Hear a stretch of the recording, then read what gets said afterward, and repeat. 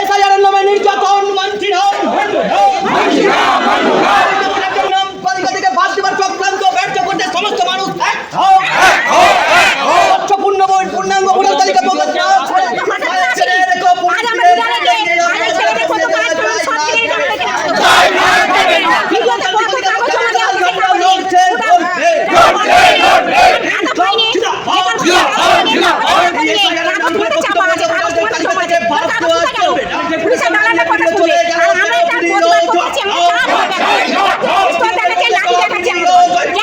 SIR issue নিয়ে ভোটাধিকারের যে পরের তালিকা বাদ গেছে, আরো বিভিন্ন ইস্যু নিয়ে আজকে গ্রামীণ হাওড়া জয়পুরের এই যে ব্লক আছে, ব্লক ডেভেলপমেন্ট অফিসে কিন্তু সিপিআইএম এর তরফ থেকে একটি ডেপুটেশন জমা বা এটা বিক্ষোভের দাবি করা হয়েছিল। তো আমরা সরাসরি জেনে নেব আজকে মূল কি দাবি। আমাদের পরিষ্কার বক্তব্য, যতক্ষণ না বৈধ ভোটারদের ভোটার তালিকায় সংযুক্ত করে স্বচ্ছ নির্ভুল ভোটার তালিকা প্রকাশ করা হচ্ছে, ততদিন পর্যন্ত নির্বাচন ঘোষণা করা যাবে না।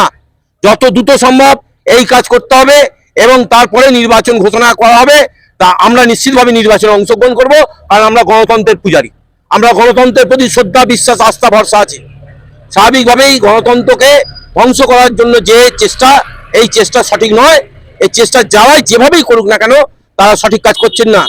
জনতা জনার্দন হচ্ছে আমাদের দেশের ধর্মনিরপেক্ষ এবং গণতন্ত্র রক্ষার মূল কাণ্ডারি। তাদেরকে চ্যালেঞ্জ ছুড়ে দেওয়ার অধিকার কারোর নেই, কোনো রাজনৈতিক দলেরও নেই। এটা আমরা আগেও বলেছি, এখনো বলছি।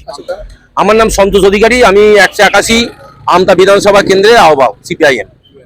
দেখুন, সিপিআইএম তার জন্মলগ্ন থেকে সবসময় মানুষের অধিকার, মানুষের গণতন্ত্রকে রক্ষা করার জন্য বদ্ধপরিকর। সেখানে দাঁড়িয়ে ভোটাধিকার অনেক লড়াইয়ের ফসল। সেই ভোটকে রক্ষা করার জন্য সিপিআইএম তার জীবনের শেষ বিন্দু পর্যন্ত রক্ত দিয়ে জনগণের ভোটাধিকার, বৈধ ভোটারদের রক্ষা করার জন্য লড়াই করবে। এ নিয়ে জনগণের মনে কোনো যেন প্রশ্ন, কোনো যেন সন্দেহ না থাকে। কিন্তু এটা জনগণকে বুঝতে হবে, কেন্দ্রের বিজেপি সরকারের অঙ্গুলি হেলনে নির্বাচন কমিশন যে অপরিকল্পিতভাবে এসআইআর শুরু করেছে, তার জন্যই মানুষ চূড়ান্ত হয়রানি এবং নির্যাতনের শিকার হয়েছে। এটা যেমন একটা দিক, ঠিক তেমনই আমাদের রাজ্যের অধিকাংশ মানুষ মনে করেন যে মমতা ব্যানার্জি হচ্ছেন গণতন্ত্রের পূজারী, মমতা ব্যানার্জি একমাত্র রক্ষাকর্তা। কিন্তু এটা জনগণের বুঝে যাওয়া উচিত যে মমতা ব্যানার্জির সরকারি কর্মচারী তারা এই এসআইআর প্রক্রিয়ায় অংশগ্রহণ করেছে, তারাই জনগণের কাছ থেকে ডকুমেন্ট নিয়েছে, তারাই ভেরিফিকেশন করেছেন। এবং মমতা ব্যানার্জি একেবারে পরিকল্পনা মাফিক 300 কোটি টাকার বেশি টাকা খরচ করে এই এসআইআর কে পশ্চিমবঙ্গের মাটিতে করতে দেওয়ার জন্য ব্যবস্থা করেছেন। যারা মনে করছেন যে তৃণমূল কংগ্রেস এসআইআর এর বিরুদ্ধে, আমরা দুটো কথা বলতে চাই। গাধা জল গুলিয়ে খায়, গাধা কখনো ক্রিস্টাল ক্লিয়ার জল খায় না। মমতা ব্যানার্জি দেখাতে চেয়েছেন যে বিজেপি তোমাদের বিরুদ্ধে এসআইআর ঘোষণা করেছে, তোমাদের অত্যাচার করছে, আমরা তার পাশে আছি, এটা দেখাতে গিয়েছেন। যার কারণে মমতা ব্যানার্জির আভ্যন্তরীণ নির্দেশ, সেই নির্দেশ রাজ্য সরকারের কর্মচারীদের দিয়েছেন যে মানুষকে চূড়ান্তভাবে হয়রানি করাও, তাতে করে আমরা তোমাদের পাশে আছি, এটা আমরা দেখাবো। এটা মমতা ব্যানার্জি করেছেন। এই জন্য দায়ী সমানভাবে তৃণমূল এবং বিজেপি, কেউ এক বিন্দু আলাদা বা পরিবর্তন জগতের লোক নয়। টাকার এপিঠ ওপিঠ, এটা হচ্ছে তৃণমূল বিজেপির পরিকল্পনা, যার ফলে মানুষ আজকে ভুক্তভোগী। কিন্তু আমরা সিপিআই মনে করি যারা বৈধ ভোটার তাদের ভোট রক্ষা করা উচিত, যারা অবৈধ ভোটার তাদের ভোট বাদ দেওয়া উচিত। আমরা সে কারণে এসেছি। আমাদের কমরেড সৌরভ অত্যন্ত সঠিকভাবেই বলছিলেন, এটা তাদের একটা গট আপ গেম। এই গট আপ গেমের মধ্যে দিয়ে আজকে একে অপরের স্বার্থ তারা রক্ষা করছেন। এবং এইটা আমাদের গেহ ভাষায় বলতে গেলে এইটা বলতে হয়, তারা সাপ হয়ে কামড়াচ্ছেন আর রোজা হয়ে বিষ ঝাড়া নাটকবাজি করে তারা মানুষের পরিত্রাতা হিসেবে সাজার চেষ্টা করছেন।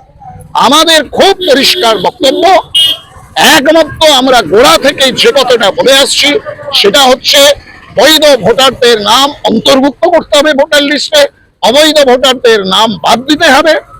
এবং তার সঙ্গে এই যে বিচারাধীন, এই বিচার তো হওয়ার কথা ছিল তাদের যারা কয়লা পাচার করে চুরি করেছে, যারা চাল চোর ডাকাত, তারা আজকে বিচারাধীন না হয়ে আজকে আমাদের সাধারণ মানুষ, আমাদের এই গণতান্ত্রিক অধিকারকে হরণ করা হচ্ছে এবং তাদের আজকে বিচারাধীন করে দেয়া হচ্ছে।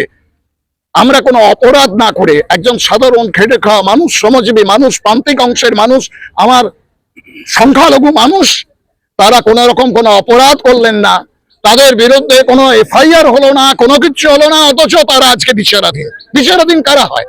আপনার বিরুদ্ধে প্রাইমা ফেসি একটা অভিযোগ আনা হয়েছে, আমি আমার নামটা আন্ডার অ্যাডজুডিকেশন, আমার বিরুদ্ধে আপনার অভিযোগটা কি এবং কিসের জন্য? আমাদের কথা হচ্ছে কারণ দর্শাতে হবে।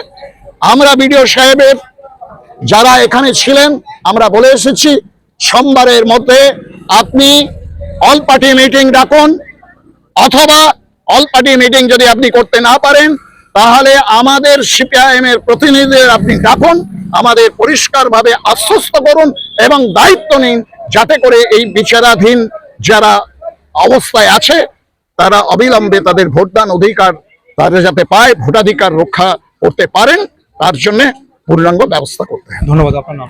আমার নাম দুর্গাদাস হাজরা, আমি এরিয়া কমিটির সদস্য, সিপিআইএম আমতা 2 এরিয়া কমিটি। নিত্য নতুন ভিডিও দেখতে আমতা টিভি ফলো করে রাখুন। ধন্যবাদ আমাদের সঙ্গে জুড়ে থাকার জন্য।